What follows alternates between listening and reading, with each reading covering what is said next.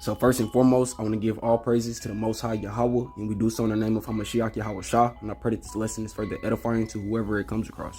As many know, Christianity has most of the world believing the laws of the Father, Yahweh, are done away with. They believe white Jesus died for their sins, which means they think they will be forgiven for whatever they do, as long as they believe white Jesus died on the cross to allow them to sin. One of the most important teachings of Christianity is that Jesus Christ, through his death on a cross, took away the sins of the world and redeemed all sinners.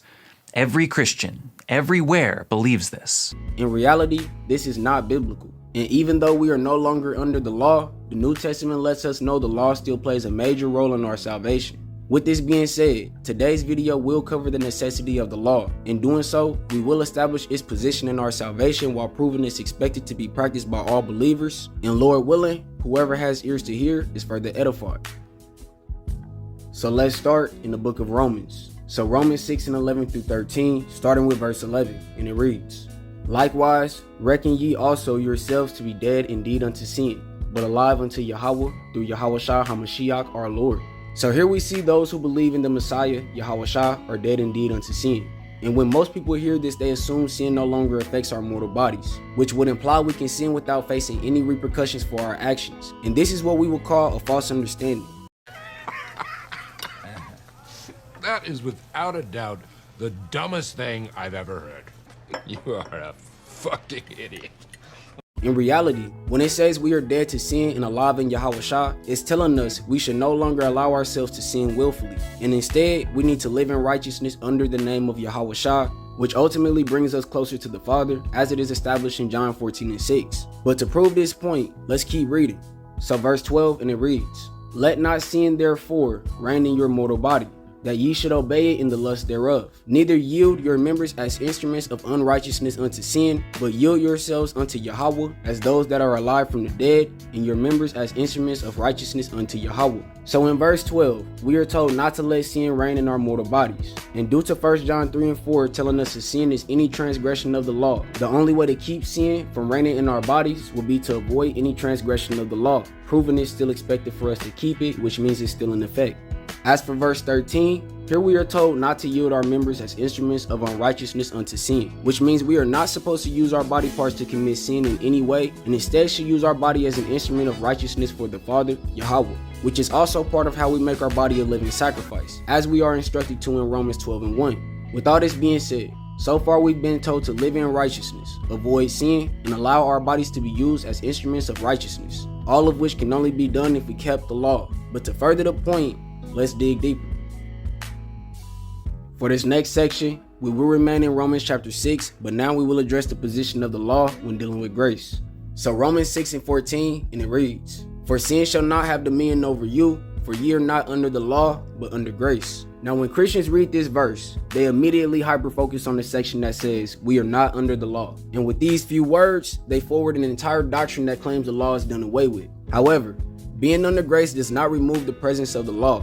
And to prove this, we have to do something Christianity refuses to do, which is keep reading to receive the full point within the context. So Romans 6:15 through 16, and it reads, "What then? Shall we sin, because we are not under the law, but under grace? Yahweh forbid. Know ye not that to whom ye yield yourselves servants to obey, his servants ye are to whom ye obey, whether of sin unto death or of obedience unto righteousness." So at this point, the recipients of this letter are asked if we should all sin now that we are under grace. And the writer's immediate answer to this rhetorical question is Yahweh forbid, which is another way of saying no, or expressing that one does not want something to happen. Also, when we continue into verse 16, we are told that we are servants to whoever we obey, whether it be a servant to sin unto death or obedience unto righteousness. And this is interesting due to the law having to be present in order for us to sin against it or obey it, as it is written in Romans 7:7.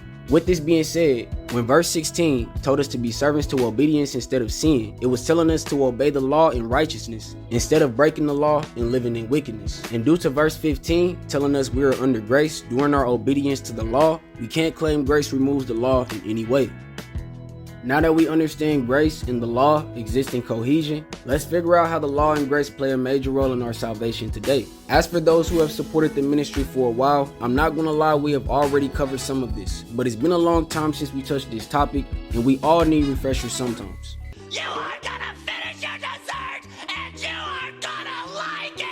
With that being said, let's continue. So Ephesians 1:4, and it reads, according as he hath chosen us in him before the foundation of the world, that we should be holy without blame before him in love, having predestinated us unto the adoption of children by Yahawashi HaMashiach to himself, according to the good pleasure of his will. Here we are told the righteous are chosen from the foundation of the world to be without blame before the Father, Yahweh, which means they will be without sin, and this will be done due to the righteous being predestinated to be adopted as spiritual children to the Father Yahweh through his Son Yahawashi, which means the righteous were predestined to conform to the image and understanding of Yahawashi, as it is written in Romans 8:29. This is important due to Yahawashi's understanding, leading us to follow the law, as it is written in Revelations 22:14-16, which means in order for the righteous to be adopted, they need to establish the law within this time of grace. But it looks like we have ourselves a genuine conundrum. A quandary, if you will. A real-life dilemma. So, now that we have this understanding, let's keep reading.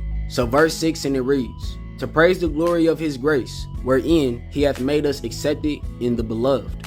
So after being told the righteous are predestined to conform to the Messiah, we are then told this will be done in order for us to praise the glory of his grace. And we also see this grace is what allows us to be accepted before the Messiah, Yahawashi, which represents our sin being forgiven, and is also needed in order for us to be accepted before the Father, Yahweh, as we saw in John 14:6. With all this being said, the term grace symbolizes a forgiveness of sins, and to be under grace implies that we are in a time where sins can be forgiven. But now some might ask, how do we attain grace? And to answer this question, we need to move further into the New Testament, stopping at the book of Ephesians. Ephesians 2:9, and it reads, for by grace you are saved through faith, and that not of yourselves, it is the gift of Yahweh, not of works, lest any man should boast. So the word works represents our effort to keep and teach the laws while spreading the faith, which in turn shows we love the Father and his servants, as it is written in 1 John 5:3 and Hebrews 6:10-11. With this being said, when Ephesians 2:8-9 said by grace we are saved through faith instead of works, it's telling us our faith in the Father is what grants us grace, which leads to salvation, and our ability to keep the law is not what will get us into the kingdom of heaven. However, this still doesn't negate the law in any way, and I'll explain how with the next verse. So James 2:26, and it reads, for as the body without the spirit is dead, so faith without works is dead also. Now remember, we just learned grace is given to those who have faith, and we also learned our works symbolize our efforts to keep and teach the laws and faith of the Father and his Son. So when the verse above tells us faith without works is dead, it means our faith is proven through our works, and due to our works involving the law, we have to keep the law in order to attain salvation. Now that we've reached the end, I want to say that even though today's video covered a large amount of information in a small amount of time, there are still many verses that prove the law is still in effect outside of the ones we brought out. For example, 1 John 2:4 told us we do not know the Father unless we keep his commandments. Baruch 4:1 told us the law will endure forever. And Romans 2:13 makes it clear that hearing the law has never been enough, but actually doing the law is what gives us justification from sin. Close the laptop with your stupid ass. Sitting there taking a virtual assault with your stupid ass. So to wrap this up, if we want to attain salvation, we need to prove our faith by keeping the law to the best of our ability. And for those who don't know, our adherence to the law is expected alongside our belief in Yahawashi, as it is written in Acts 16:31, which means you can't do one without the other. Lord willing, this lesson was further edifying to whoever had ears to hear. Shalom.